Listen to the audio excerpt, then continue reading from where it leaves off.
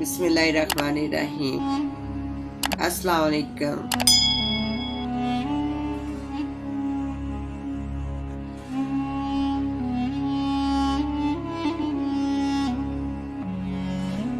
मैं हूं दुआ भट्ट और आप देख रहे हैं रिएक्शन विद दुआ भट्ट।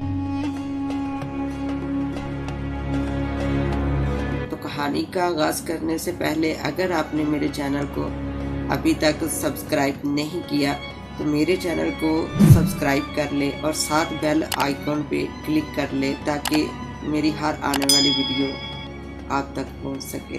तो गाइस, आपने जैसा कि पार्ट 1 में देखा कि सेठ काशिफ कितनी बड़ी मुसीबत में फंस चुका है, तो आइए पार्ट 2 में देखते हैं कि सेठ काशिफ इस मुसीबत से कैसे निकलता है। तुम्हें किसने इजाज़त दी है कि तुम मेरे बाग से गुलाब का फूल तोड़ो? क्या ये तुम्हारे लिए काफ़ी नहीं था कि मैंने तुम्हें अपने महल में पनाह दी? मैं तुम्हें इस गुस्ताही की सज़ा ज़रूर दूंगा। खौफनाक दरिंदे ने इंसानी आवाज़ में गर्जदार लहजे में कहा, मुझसे गलती हो गई है, मुझे माफ़ कर दो। मैं तो अपनी बेटी के लिए ये फूल तोड़कर ले जा रहा था। मुझे यहाँ से जाने दो। मेरी 3 बेटियाँ हैं, वो मेरा इंतज़ार कर रही होंगी। सेठ काशिफ ने गमज़दा लहजे में कहा, मैं तुम्हें इस शर्त पर माफ़ कर सकता हूँ कि अगर तुम्हें अपनी किसी एक बेटी को यहाँ ले आओ। अगर तुम अपनी किसी एक बेटी को यहाँ ले आओ। खौफनाक दरिंदे ने कहा तो सेठ काशिफ के चेहरे पर खौफ के तसरात उभर आए और वो तस्वीर में अपनी बेटियों को देखने लगा। लेकिन सेठ काशिफ ने कहना चाहा, अगर तुम्हें अपनी आज़ादी चाहिए तो तुम्हें अपनी किसी एक बेटी को यहाँ लेकर आना होगा, वरना मैं तुम्हें अज़ियतनाक मौत मारूंगा। यहाँ आने के लिए तुम्हारी बेटी की रजामंदगी ज़रूरी है। मैं तुम्हें अपना तेज़ रफ्तार घोड़ा देता हूँ, तुम इस पर बैठकर जाओ और अपनी किसी बेटी को लेकर यहाँ आ जाओ। अगर तुम वापस ना आए तो मैं तुम्हें तलाश करके मार दूंगा। खौफनाक दरिंदे ने कहा तो सेठ काशिफ ने अपनी जान बचाने के लिए हामी भर ली। फिर वो खौफनाक दरिंदे की तरफ से दिए गए घोड़े पर सवार होकर अपने घर की तरफ बढ़ गया। घोड़े की रंगत सफ़ेद थी और इसके दौड़ने की रफ्तार बेहद तेज थी, जैसे वो हवा से बातें कर रहा हो। यही वजह थी कि सेठ काशिफ जल्द ही अपने घर पहुंच गया। जैसे ही वो घर पहुंचा तो इसकी 3 बेटियां इसके इस्तकबाल के लिए अपने अपने कमरों से बाहर निकल आई। सेठ काशिफ घोड़े से उतरकर अपनी बेटियों की तरफ बढ़ गया। अब्बू, मेरा तोहफा मुझे दे दें। शाजिया ने कहा, मेरा तोहफा कहाँ है अब्बू? नहीदा ने कहा तो सेठ काशिफ को दुख हुआ। इसकी बेटियों ने इसका हाल पूछने की बजाय अपना तोहफा मांगना शुरू कर दिया था। अब्बू, आप कैसे हैं? आप सफ़र करके बहुत थक गए होंगे, इसलिए आप आराम कर लें। कौसर ने कहा तो सेठ काशिफ इसकी फर्माबरदारी पर खुश हो गया। इसने अपनी शर्ट की जेब से गुलाब का फूल निकालकर कौसर को दे दिया। कौसर गुलाब का फूल लेकर बेहद खुश हुई। जब शाजिया और नहीदा ने दोबारा अपने तोहफों की बात की तो सेठ काशिफ ने इन सब को अपने जहाज लुटने और खौफनाक दरिंदे के बारे में बताया तो वो परेशान हो गए।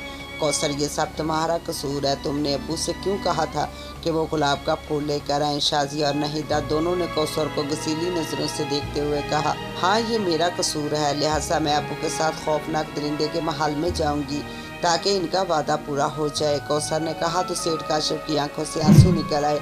इस तरह इन्हें बातें करते हुए रात हो गई। फिर सेठ काशिफ और कौसर सफ़ेद घोड़े पर सवार हो गए। सेठ काशिफ ने कौसर से कहा कि वो खौफनाक दरिंदे के महल में जाने का इरादा तर्क कर दे, लेकिन वो ना मानी। जब सेठ काशिफ ने सफ़ेद घोड़े को वहाँ से चलने का कहा तो सफ़ेद घोड़े के पर निकल आए और वो ज़मीन पर दौड़ने की बजाय फ़िज़ा में उड़ने लगा। कौसर हैरत बड़ी नज़रों से नीचे ज़मीन की तरफ देख रही थी। सारा जंगल रोशनियों से जगमगा रहा था। ऐसा लगता था जैसे कौसर का इस्तकबाल किया जा रहा हो। वो दिल ही दिल में बेहद खुश हो रही थी। इसे फ़ज़ाओं में सैर करना बेहद अच्छा लग रहा था। थोड़ी देर के बाद सेठ काशिफ और कौसर को खौफनाक दरिंदे का महल दिखाई दिया तो शानदार महल देखकर कौसर हैरान रह गई। महल रोशनियों से जगमगा रहा था। सफ़ेद घोड़े ने एकदम गोता लगाया और वो उड़ता हुआ बाग वाली सड़क पर उतर गया। दोनों बाप बेटी सफ़ेद घोड़े से नीचे उतरे और पैदल चलते हुए महल के गेट की तरफ बढ़ते चले गए। सेठ काशिफ गमगीन था क्योंकि इसकी गलती की वजह से इसकी बेटी इससे जुदा होने वाली थी, लेकिन कौसर बाहिम्मत लड़की थी। वो अपने बाप को हौसला दे रही थी। महल के हालनुमा कमरे में दाखिल होकर दोनों बाप बेटी ने देखा कि बड़ी सी मेज़ मज़ेदार खानों से बड़ी पड़ी थी। अचानक इन्हें एक आवाज़ सुनाई दी कि दोनों खाना खा लें, तो दोनों ने चौंक कर इधर उधर देखने लगे, लेकिन कहने वाला इन्हें कहीं भी दिखाई ना दे रहा था। क्योंकि तवील सफ़र के बाद इन्हें भूख भी बहुत लग चुकी थी। इसलिए दोनों बाप बेटी कुर्सियों पर बैठकर खाना खाने लगे। अभी वो खाना खाकर फारग ही हुए थे कि अचानक इन्हें कदमों की आहट सुनाई दी। सेठ काशिफ और कौसर ने चौंक कर और गर्दनें मोड़कर सीढ़ियों की तरफ देखा तो इन्हें इंसानुमा खौफनाक दरिंदा दिखाई दिया जो सीढ़ियाँ उतरकर इनकी तरफ आ रहा था। खौफनाक दरिंदे को देखकर कौसर के चेहरे पर खौफ के तासरात उभर आए। इसने ज़िंदगी में पहली बार इंसानुमा दरिंदा देखा था। अब अबू ये कौन है? कौसर ने खौफ से हल्काते हुए कहा। बेटी, ये वही दरिंदा है जिसने मुझे कहा था कि मैं अपनी किसी एक बेटी को यहाँ लेके आऊँ, सेठ काशिफ ने जवाब देते हुए कहा। खौफनाक दरिंदा सीढ़ियाँ उतरकर आस्ता आस्ता चलता हुआ इनके करीब आ गया। जैसे ही वो इनके पास पहुंचा तो कौसर जल्दी से कुर्सी से उठकर अपने बाप के अकब में पहुंच गई और खौफ भरी नज़रों से दरिंदे को देखने लगी। खुश आमदीद खूबसूरत लड़की, दरिंदे ने कहा तो कौसर ने ना चाहते हुए भी इस बात में सर हिला दिया। क्या तुम अपनी मर्ज़ी से यहाँ आई हो? खूबसूरत लड़की खौफनाक दरिंदे ने पूछा। जी हाँ, कौसर ने कहा। सेठ काशी बाग में एक घोड़ा मौजूद है जो सोने की पेटियों से लदा हुआ है। ये सोना तुम्हारा और तुम्हारी दोनों बेटियों के लिए है, तुम जा सकते हो। खौफनाक दरिंदे ने सेठ काशिफ से कहा तो वो उदास होकर अपनी बेटी से मिलकर वहाँ से चला गया। खूबसूरत लड़की, ऊपर कमरे में जाकर आराम करो, तुमसे फिर बात होगी। शब बखैर, खौफनाक दरिंदे ने कहा तो कौसर ने भी इसे शब बखैर कहा और सीढ़ियाँ चढ़कर इसे कमरे में पहुँच गई जहाँ इसके वालिद ने क़याम किया था। शानदार अंदाज में सजा कमरा देखकर कौसर बेहद हैरान हुई। वो बिस्तर पर लेटकर अपने वालिद और बहनों को याद करने लगी। वो इनके बगैर बेहद उदास हो रही थी, लेकिन वो अपने बाप की वजह से मजबूर थी। अगर वो यहाँ ना आती तो खौफनाक दरिंदा इसके वालिद को हलाक कर देता। थोड़ी देर के बाद इसे नींद आ गई। जब कौसर सुबह बेदार हुई और इसकी नज़र ड्रेसिंग टेबल पर पड़ी तो वो चौंक पड़ी। ड्रेसिंग टेबल पर एक नया सूट, कौसर ने बिस्तर से उतरकर सूट देखा तो वो हैरान रह गई। सूट बेहद खूबसूरत और कीमती था। अरे वाह, ये तो बेहद खूबसूरत सूट है, क्या ये मेरे लिए है? कौसर ने खुशी से बड़बड़ाते हुए कहा। हाँ, ये सूट तुम्हारे लिए है, इसे पहनकर हाल में पहुंच जाओ, जो तुम्हारे लिए नाश्ता तैयार है। अचानक एक इंसानी आवाज़ सुनाई दी तो कौसर ने चौंक कर इधर उधर देखा, लेकिन बोलने वाला इसे कहीं दिखाई न दे रहा था। कौसर ने नया सूट पहना और फिर वो अपने कमरे से निकलकर सीढ़ियाँ उतरकर हाल में आ गई। हाल में एक मेज़ पर इसके लिए नाश्ता मौजूद था। वो कुर्सी पर बैठकर नाश्ता करने लगी। नाश्ता करने के बाद वो महल की बालकोनी में एक सोफे पर बैठकर सुनहरी पहाड़ों की तरफ देखने लगी। सुनहरी पहाड़ों के दरमियान एक आबशार बह रही थी। वो मंजर बेहद खूबसूरत दिखाई दे रहा था कि कौसर इसमें खो सी गई थी। फिर इसे अपना वालिद और अपनी बहनों की याद आने लगी तो वो उदास हो गई। वो हर सुबह इनके साथ नाश्ता करती थी, लेकिन आज इसने अकेले नाश्ता किया था। क्या ये खौफनाक दरिंदा मुझे हमेशा के लिए कैदी बनाकर यहाँ रखेगा? मैं अपने आप को कैसे आज़ाद करवा पाऊँगी? कौसर ने सोचा। वो मुसलसल इसी बारे में सोच रही थी। जैसे जैसे वो सोचती वैसे ही इसकी उलझन में इजाफा होता जाता। बिलाखिर इसे नींद आ गई तो वो सो गई। वो शाम तक इसी सोफे पर गहरी नींद सोती रही। ये शाम का वक़्त था और कौसर सो रही थी कि अचानक इसके कानों में कदमों की आवाज़ें पड़ी तो वो जाग गई और इसने चौंक कर देखा तो खौफनाक दरिंदा इसके करीब ही खड़ा था। इसे देखकर कौसर सहम गई। खौफनाक दरिंदे ने कहा, शाम बखैर। कौसर ने जवाब देते हुए कहा, खूबसूरत लड़की, क्या तुम मुझसे शादी करोगी? खौफनाक दरिंदे ने पूछा तो कौसर चौंक पड़ी और हैरत बड़ी नज़रों से खौफनाक दरिंदे की तरफ देखने लगी। हाँ या ना कहो, मुझसे तुम्हें डरने की ज़रूरत नहीं है। खौफनाक दरिंदे ने कहा, नहीं, मैं तुमसे शादी नहीं कर सकती। कौसर ने कहा तो खौफनाक दरिंदा वहाँ से चला गया। कौसर खुश हो गई कि इसके इनकार ने खौफनाक दरिंदे को गुस्सा नहीं दिलाया था। थोड़ी देर के बाद इसे पियानो के बजने की आवाज़ सुनाई दी तो वो चौंक पड़ी। पियानो की आवाज़ मध्यम थी मगर इसे वाज़ह सुनाई दे रही थी। कौसर हैरान होने लगी कि इस महल में इतने खूबसूरत अंदाज में पियानो कौन बजा रहा है। वो उठकर इसी हाल की तरफ बढ़ गई जहाँ खौफनाक दरिंदा पियानो बजाने में मसरूफ़ था। इसके चेहरे पर उदासी के तासरात उभरे हुए थे। खौफनाक दरिंदा हर शाम खाने के बाद कौसर को देखने महल में आता था और इसे शब्बा बखैर कहने से पहले इससे पूछता था कि क्या वो इससे शादी करेगी, लेकिन कौसर इनकार कर देती और वो उदास होकर वापस चला जाता और पियानो बजाने बैठ जाता। वक़्त गुजरने के साथ साथ कौसर के खौफ में कमी आती गई और वो महल में ऐसे रहने लगी जैसे वो यहाँ बचपन से रह रही हो। खौफनाक दरिंदा इसका बेहद ख्याल रख रहा था। वो हर रोज़ सुबह महल में आकर इसे गुलाब के फूल देता तो कौसर बेहद खुश हो जाती, यहाँ तक कि वो इसके लिए अच्छी अच्छी किताबें ले आया और कौसर किताबें पढ़ने में वक्त गुजारने लगी। इसे महल में रहना बेहद अच्छा लग रहा था। खौफनाक दरिंदा भी इसे खुश देखकर खुश हो जाता था। वो इसे किसी चीज़ की कमी नहीं होने दे रहा था। इसने कौसर से कहा कि अगर किसी चीज़ की ज़रूरत हो तो वो बिला झिझक इससे मांग सकती है। कौसर वहाँ इंतहाई ऐशो इशरत की ज़िंदगी गुजार रही थी। इसे कोई भी काम नहीं करना पड़ता था। वो जब सुबह बेदार होती तो महल की साफ़ सुथराई हो चुकी होती थी। इसके लिए नाश्ता भी बना हुआ होता था। यहाँ तक कि दोपहर का खाना और शाम का खाना भी पका पकाया मिल जाता था। कौसर हर सुबह बाग में जाती, वहाँ सैर करती, परिंदों को दाना डालती और इनके लिए पानी भरती। ये सब करके कौसर को बेहद सुकून मिलता था। परिंदे भी इससे मायूस हो चुके थे। बाग बेहद वसी व अरीज था और वहाँ माल्टे के दरख्त और खूबसूरत फुआरे भी थे।